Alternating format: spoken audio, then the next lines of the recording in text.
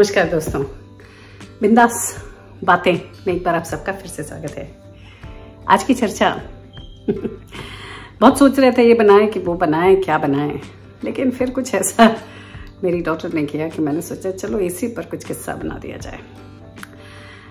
तो शायद मैंने भी कुछ पहले भी स्टोरीज शेयर करी हैं अपने बच्चों के बारे में, करती ही रहती हूँ, लेकिन आज कुछ स्टोरीज शायद रिपीट होंगी। अगर मैंने कभी कही है तो मुझे याद नहीं, बट कुछ स्टोरीज मैं आज बताऊंगी आपको, और फिर उसके बाद बताऊंगी कि भाई क्या कहने का तात्पर्य है।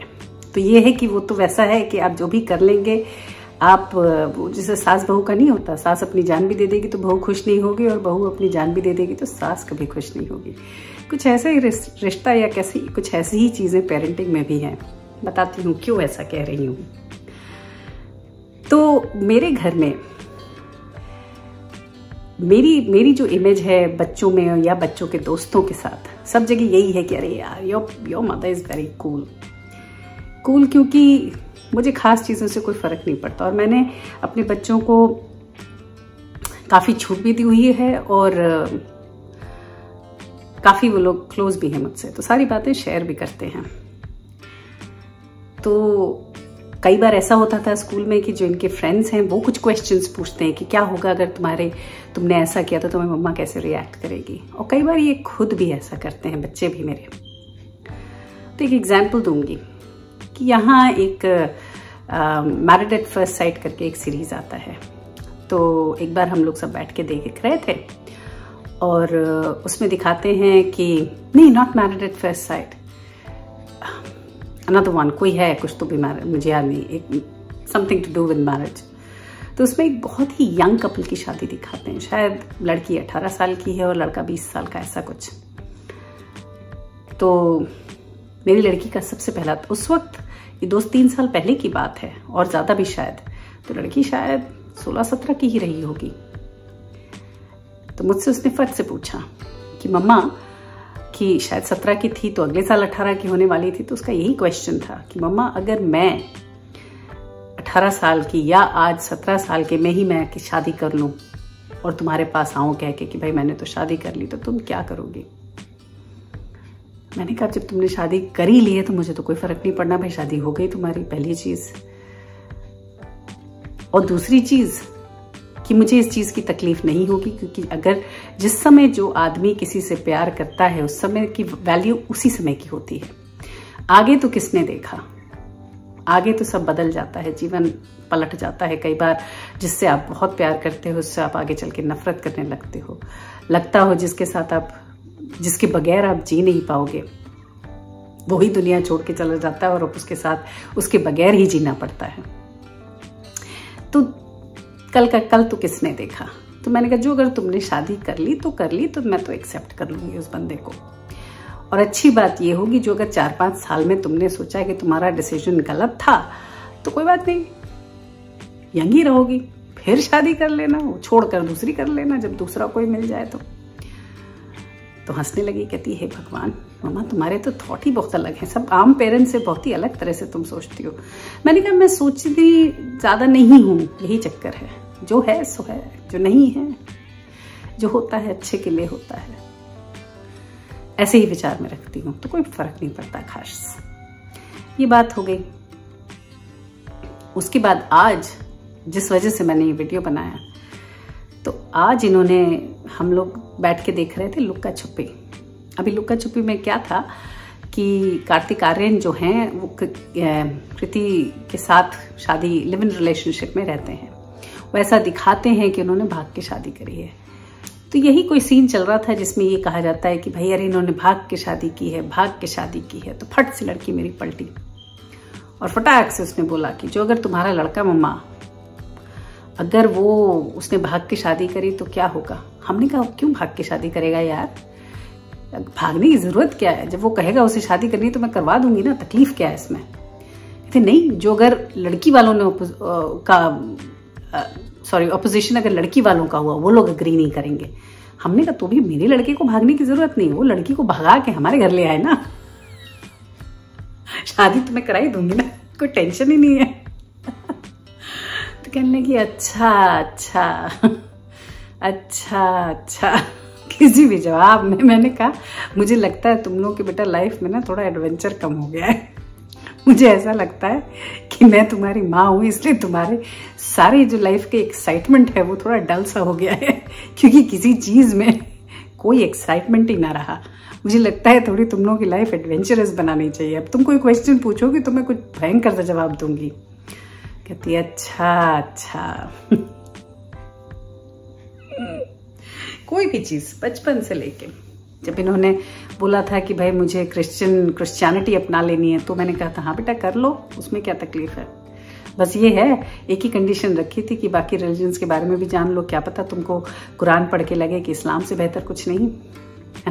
और ये भी चांसेस हैं कि हो सकता है हिंदू की गीता, महाभारत और दुनिया भर का कार्यक्रम पढ़ के तुम्हें लगे कि शायद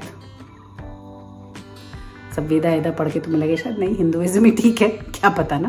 तो मैंने कहा सारे रिलीजन्स को पढ़ लो, फिर जो अच्छा लगे उसे अपना लो। सिर्फ एक, क्योंकि अब स्कूल में तो बाइबल ही पढ़ाई जाती है हम लोग, तो एक ही के चक्कर में ना पढ़ो, इन्फॉर्म डिसीजन लो। तो वो फिर वही अच्छा वाली सिचुएशन आ जाती है कि मम्मा तुम कोई चीज़ ऐसी नहीं जो तुमको परेशान करेगी। या मैंने कहा मैं परेशान होने के लिए तैयार ही नहीं हूँ। वो नहीं होता, I choose to be happy, तो I choose not to get परेशान।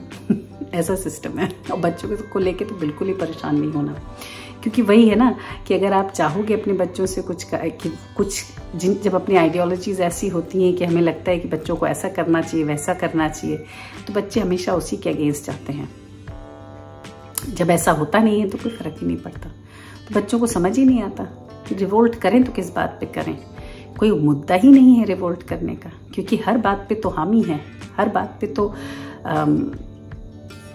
इजिली मदर मान जाती है, और अगर जो नहीं मानती है तो कन्विंस कर देती है सामने वाले को कि बस तुम भी मत करो ऐसा कुछ। तो कहीं से भी मतलब पार नहीं पा रहे थे।